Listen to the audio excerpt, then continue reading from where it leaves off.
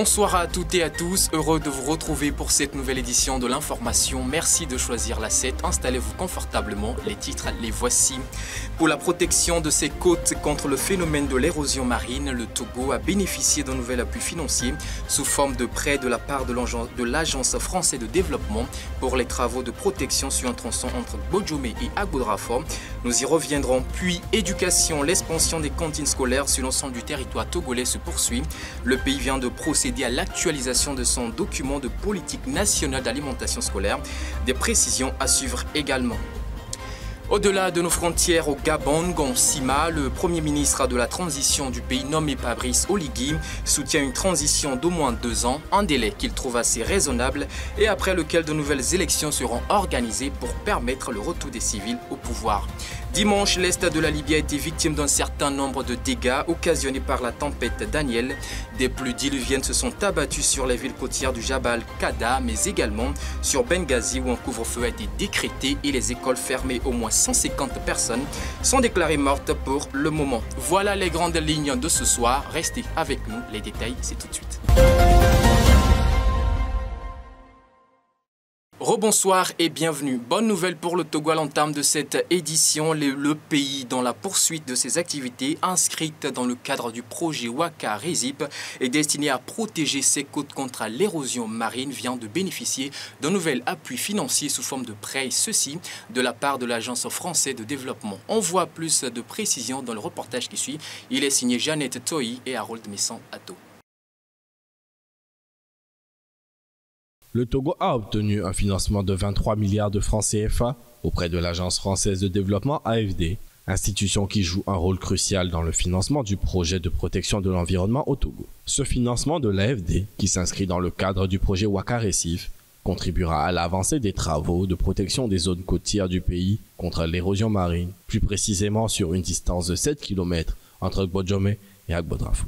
Par ailleurs, bien avant ce nouvel appui, ce projet a été également financé par Invest International, un acteur néerlandais à hauteur de 16 milliards de francs CFA. Ces collaborations ont permis de concilier les objectifs de conservation de la nature avec le développement durable, contribuant ainsi à l'amélioration de la qualité de vie des populations locales, tout en préservant la richesse environnementale du pays. Tout autre sujet dans cette édition, le Togo poursuit sa politique de lutte contre la consommation de drogue chez les jeunes. Dans cette optique, le comité de réflexion sur la stratégie intégrée de lutte contre la drogue et les substances psychoactives chez les jeunes au Togo a rendu officiel un certain nombre de recommandations destinées à renforcer la lutte. Les précisions d'Harold Messan-Atto. Conformément à la nouvelle politique du Togo, qui vise à réduire la consommation de drogue et de produits psychotropes chez les jeunes, le comité de réflexion sur la stratégie intégrée de lutte contre la drogue et les substances psychoactives chez les jeunes du Togo a fourni un rapport qui met en lumière des mesures et des recommandations cruciales pour contrer la consommation de drogue chez la jeunesse togolaise. Parmi les mesures préconisées, on trouve l'interdiction totale de la publicité sur l'alcool, le renforcement des règles interdisant l'installation de débits de boissons à proximité des écoles, et la collaboration avec la police pour renforcer la sécurité autour des établissements scolaires. Le rapport recommande également d'accélérer le projet de construction de clôtures autour des écoles et la promotion des stages bénévoles pour les jeunes pendant les vacances. Ces mesures vont s'accompagner d'un contrôle au niveau des frontières aériennes et terrestres, d'une incitation des administrations communales à interdire la vente et la consommation des drogues, chicha et produits psychotropes dans les communes, ou encore la réglementation de l'accès aux réseaux sociaux, surtout de vente en ligne. Dans la lignée des actions menées dans ce sens, le ministère du Développement à la base de la jeunesse et de l'emploi des jeunes entend appliquer ces recommandations dans un plan d'action opérationnel. Parlons éducation à présent. Le Togo vient de procéder à l'actualisation de son document de politique nationale d'alimentation scolaire. Ceci permettra la mise en place des cantines scolaires sur l'ensemble du territoire, mais également l'expansion d'un programme national durable basé sur la production locale. Les détails de Promise Pomegbe au travers de la voix de Kofi Klégué. Partant du constat selon lequel plusieurs enfants, surtout ceux issus des milieux les plus défavorisés, se livrent à la déperdition scolaire à cause de la faim ou encore de la pauvreté, les cantines scolaires se révèlent d'une importance particulière. Fournir des repas sains, équilibrés et variés aux élèves pour garantir leur maintien à l'école, leur épanouissement et leur réussite. Dans la vision d'une éducation de qualité, le Togo a entrepris depuis un bon moment la mise en place des cantines scolaires. Une initiative ambitieuse avec des résultats encourageants. L'on enregistre entre 2018 et 2020 environ 470 écoles touchées avec au moins 132 153 élèves. Voulant généraliser l'alimentation scolaire, le Togo vient de se doter d'un document actualisé de politique nationale d'alimentation scolaire, PRONAS.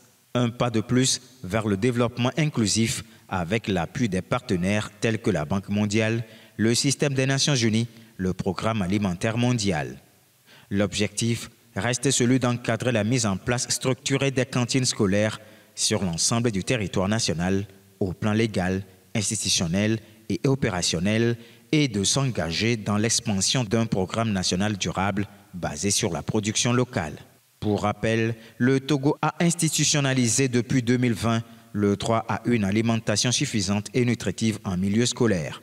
Dès lors, la loi donne un cadre législatif au programme de cantine scolaire dont l'impact sur l'assiduité scolaire des enfants, surtout ceux issus des milieux défavorisés, n'est plus à démontrer. Un atelier de dégustation de café a rassemblé des professionnels, des amateurs, mais également des profanes du café. L'objectif était de leur faire découvrir ces boissons avec les bienfaits qu'elle a sur les consommateurs. Nous étions sur le terrain et voici le compte rendu de Kofi Kligué avec Ange Sena. Considéré comme l'une des boissons les plus consommées dans le monde, le café a beaucoup de bienfaits pour la santé de ceux qui en consomment. C'est ce que témoigne le barista Deogratias Odo, un artisan du café, à travers un atelier de dégustation organisé à Lomé. L'idée, c'est de faire découvrir les différentes arômes du café.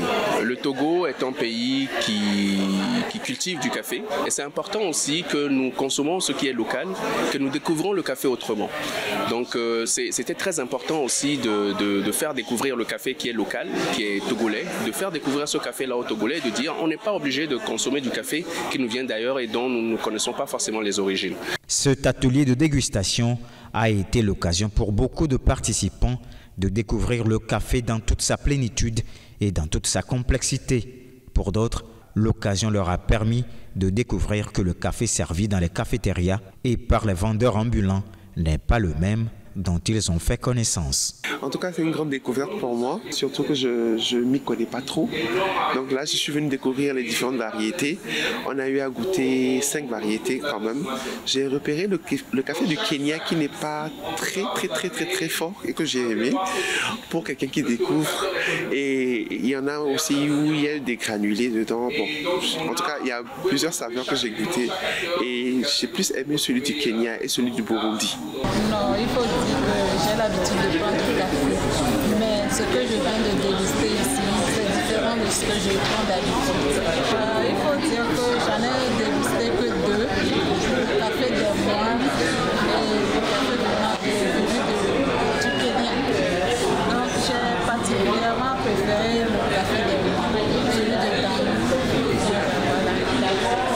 Pour son odeur aussi, c'est ce que j'ai préféré. Selon l'initiateur de l'atelier, les rumeurs sur le caractère nocif du café ne sont pas toujours fondées. Le café a bien davantage que beaucoup ignorent. Le café a énormément de bienfaits sur la santé, d'autant plus que la molécule, la caféine qu'on retrouve dans le café, cette molécule, elle est encore en étude. Elle est utilisée dans l'industrie pharmaceutique, dans l'industrie de l'agroalimentaire. Et donc, le café, c'est un excellent antioxydant pour les personnes qui en ont besoin. C'est un élément tonifiant. Les études sont encore en cours pour voir quel est l'impact de la caféine justement sur des maladies comme l'Alzheimer. Le café détend. Même le fait d'installer un coin café dans une entreprise, c'est un facteur de convivialité et de partage. Et donc c'est assez important et c'est ce que dans d'autres pays, dans d'autres cultures, ils font. C'est d'installer des coins café, c'est l'endroit, dans des entreprises par exemple, le coin café c'est l'espace où l'employeur et l'employé se retrouvent pour discuter et à bâton rompu.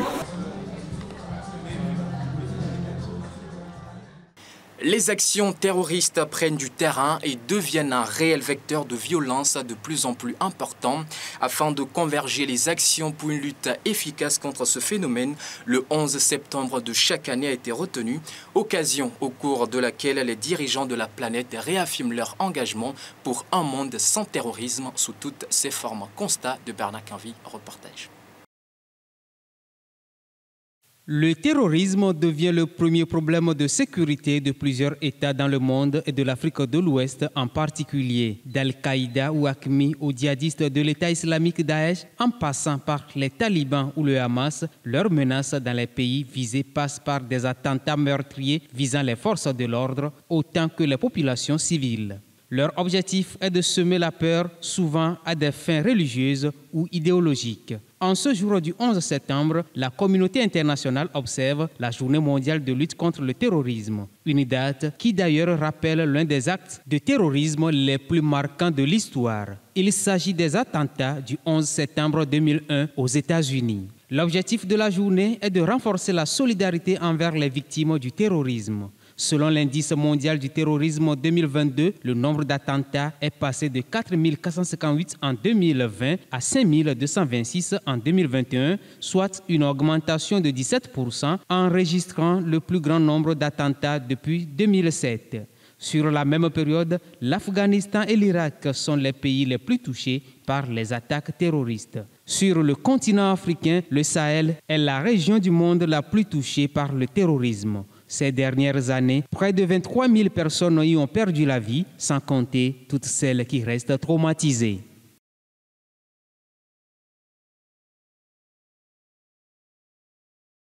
On s'envole pour l'actualité au-delà de nos frontières, plus précisément au Gabon, où les choses se précisent un peu plus, nommé au lendemain de l'investiture officielle du président de la transition au Gabon. Le nouveau premier ministre du pays, Nkong Sima, soutient une période de 2 ans de transition afin de pouvoir réellement céder le pouvoir aux civils. Le compte rendu. Un délai de 2 ans avant les élections au Gabon est un objectif raisonnable, selon le Premier ministre de transition. Juste après le coup d'État, le général Brice Oligui Nguema, à la tête du pays, avait promis de rendre le pouvoir aux civils. Mais pour l'instant, il n'a pas annoncé la durée de la transition. Le processus que nous devons conduire pour arriver à cette élection est un processus inclusif. Qui dit inclusif dit des discussions et des concertations qui vont associer beaucoup de gens. Il y aura donc des allers-retours, des synthèses, des restitutions et des validations des résultats qu'on aura obtenus à mi-parcours. Par conséquent, je crois que ça peut se dérouler dans un intervalle de 24 mois. La charte de transition mise en place par les militaires interdit aux membres du gouvernement provisoire de se présenter aux prochaines élections, y compris le Premier ministre. Mais elle n'interdit pas au général Oligui Nguema de briguer la présidence. Moi, ce que j'avais dit, c'est qu'il ne serait pas bon que les militaires se présentent pour qu'ils soient des arbitres impartiaux et objectifs de l'élection. C'est ça que j'ai dit. Bon, maintenant, comme le dit le président de la transition, c'est un point qui devrait être discuté par toutes les parties, tous les gens qui seront associés à la préparation des différents textes. Le général Oligui Nguema a désigné notamment la présidence des militaires chargés pour la plupart des mêmes secteurs que les ministres. Certains se demandent donc si le Premier ministre est réellement autonome. Est-ce que j'aurai les mains libres? Ça, je ne peux pas le savoir à l'heure actuelle. On le verra. Mais je pense que ça dépendra de ce que les militaires voudront obtenir.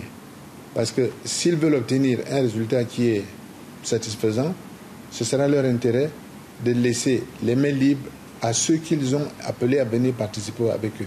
Raymond Ndong Sima a annoncé samedi la composition de son gouvernement qui comprend d'anciens ministres du président Ali Bongo, des membres de l'opposition et de la société civile. Nouvelle innovation au Kenya, les agriculteurs du pays ont désormais la possibilité de conserver pendant une durée un peu plus longue, et ceci dans des conditions optimales, les produits issus des campagnes agricoles. Ceci grâce à des chambres frigorifiques. Mais comment cela marche-t-il exactement? Nous vous laissons le découvrir dans le reportage qui suit. C'est la récolte dans cette exploitation horticole au Kenya. Désormais, les exploitants se tournent vers des installations mobiles de stockage frigorifique alimentées par l'énergie solaire afin de réduire la quantité de produits qui pourrissent à des températures élevées. Des entrepôts fournis notamment par Sofresh. Entre la structure et les courtiers habituels, la différence est de taille. Il y a une énorme différence entre Socofresh et les courtiers. Lorsque l'on fait appel à des courtiers, nous enregistrons des pertes dans l'exploitation à cause de leur retard. Socofresh, par contre, récolte à temps, paye immédiatement et stocke les produits dans des chambres froides. La plupart des produits agricoles du Kenya proviennent de petits exploitants des zones rurales, comme ici dans le comté de Makueni. Nombre d'entre eux n'ont pas accès à des entrepôts frigorifiques adéquats. Les courtiers disent qu'ils arrivent récolter, mais ils mettent du temps. Ce qui fait que nos oranges se gâtent.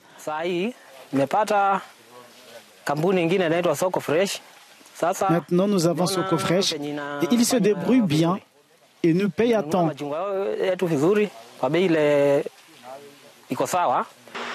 En proposant des entrepôts frigorifiques mobiles alimentés par l'énergie solaire, Socofresh a gagné la confiance des agriculteurs qui espèrent réduire les pertes post-récolte des produits frais. Sachant que nous sommes sous les tropiques, l'énergie solaire est l'une des sources d'énergie gratuite qui pourrait réduire nos coûts d'exploitation. Nous avons donc opté pour cette énergie qui nous permet de nous déployer partout dans le pays, même dans les zones rurales où l'électricité n'est pas toujours fiable. Selon l'Organisation des Nations Unies pour l'alimentation et l'agriculture, on estime que 30 à 40% des produits horticoles d'Afrique subsaharienne périssent avant d'arriver sur le marché en raison de chaînes d'approvisionnement informelles et peu fiables. Dans la nuit du vendredi au samedi dernier, le centre du Maroc a été frappé par un violent séisme, le plus meurtrier jusque-là, selon des experts, alors que le bilan communiqué dans l'après-midi de cette journée de lundi fait état d'au moins 2500 morts. Des Marocains se dépêchent dans des centres de transfusion sanguine pour faire don de sang, une façon de soutenir les rescapés de ce phénomène. L'élan de solidarité est en marche au Maroc après le tremblement de terre qui a fait au moins 2500 morts selon le bilan officiel publié lundi. Des Marocains mais aussi des étrangers convergent vers des centres de transfusion sanguine pour des dons de sang. Mon père m'a conseillé de venir donner mon sang car il y a un grand besoin dans les centres de transfusion sanguine.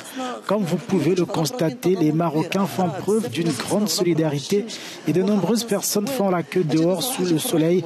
Cela fait chaud au cœur de voir l'engagement de nos citoyens et même des étrangers qui n'ont pas de lien direct avec la catastrophe. C'est sans joint à nous, c'est une belle chose. Le jeu valait bien cette chandelle alors que le séisme a fait plus de 2000 blessés, dont une grande partie dans un état jugé grave.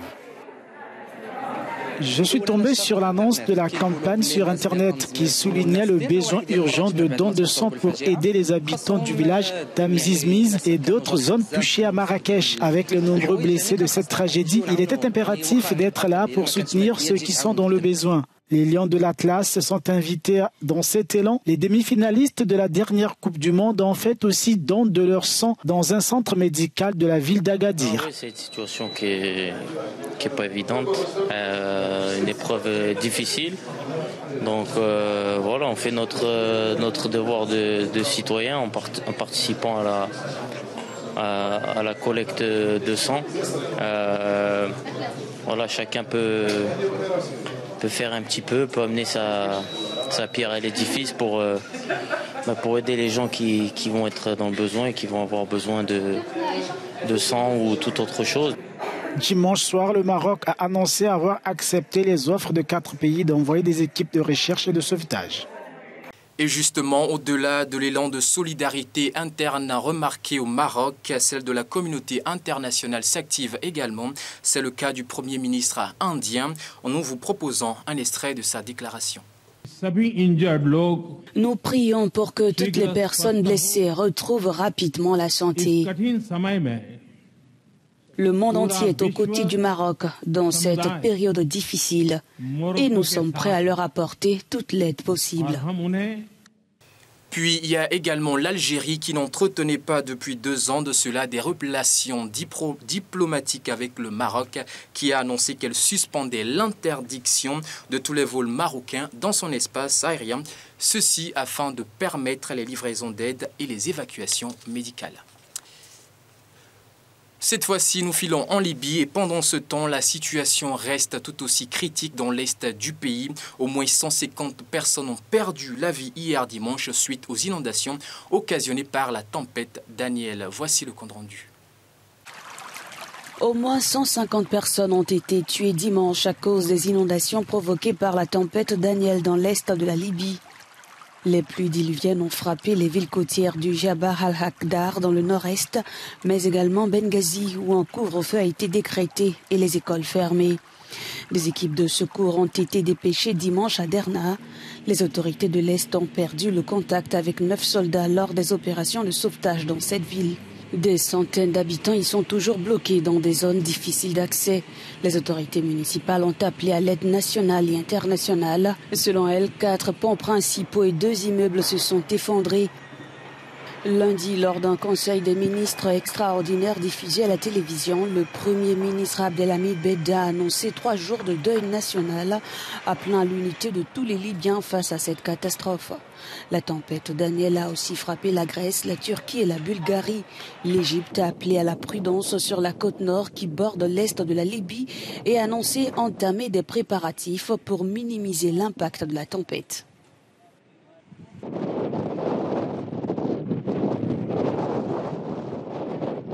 11 septembre 2011, 11 septembre 2023, exactement 22 ans déjà que les États-Unis ont subi une série d'attaques dans plusieurs villes, dont New York et Manhattan en mémoire. Aux 2977 personnes disparues en ce jour, des cérémonies ont été organisées dans plusieurs villes. Les États-Unis ont commémoré ce lundi le 22e anniversaire des attentats du 11 septembre 2011. La vice-présidente américaine Kamala Harris a assisté aux cérémonies organisées au mémorial et au musée du 11 septembre sur le site de Ground Zero dans le sud de Manhattan à New York.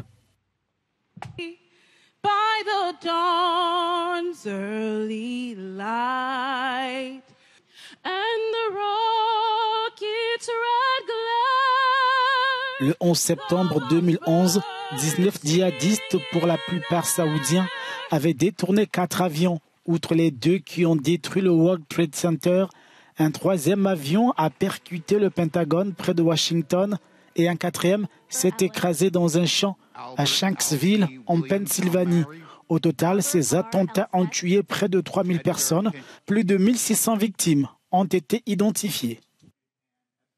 De retour au bercail à présent pour Palais Sport, la 6e et dernière journée des qualifications pour la CAN 2023 s'est poursuivie hier dimanche au stade de Kégué entre le Togo et le Cap-Vert. Les éperviers du Togo ont eu raison de leurs adversaires du jour par 3-2 après une remontada. Retour en images sur les moments clés de cette rencontre. Bien que déjà éliminés, les éperviers du Togo finissent bien les éliminatoires de la CAN Côte d'Ivoire 2023. Ce dimanche, au stade de Kégué, les hommes du coach Paulo Duarte ont battu leur homologue du Cap-Vert 3-2 à l'occasion de la 6e et dernière journée de ces éliminatoires. Les choses ont pourtant mal démarré pour le Togo, qui est mené 2-0 au bout de 20 minutes de jeu. À la 40e minute, Kevin Denke réduit le score sur penalty. Au retour des vestiaires, Paulo Duarte a apporté 2 changements décisifs qui ont porté leurs fruits. À la 77e minute, Kevin Denke s'offre le doublé suite à un coup franc de Tchakaï Marouf. Le 3e but togolais intervient à 3 minutes de la fin du temps réglementaire par l'entremise de Ouattara Moutalabou. Malgré cette victoire, les éperviers terminent à la 3e place de leur groupe avec 8 points et ne sont pas qualifiés pour la CAN qui se jouera en Côte d'Ivoire l'an prochain. Dans cette poule B, le Burkina Faso et le Cap-Vert se qualifient avec respectivement 11 et 10 points. 8 points pour le Togo et 3 points pour les Swatini. Voilà, c'est donc tout pour l'actualité de ce soir. Mesdames et messieurs, merci à vous de nous avoir suivis. On se retrouve demain. D'ici là, portez-vous bien. Afrique.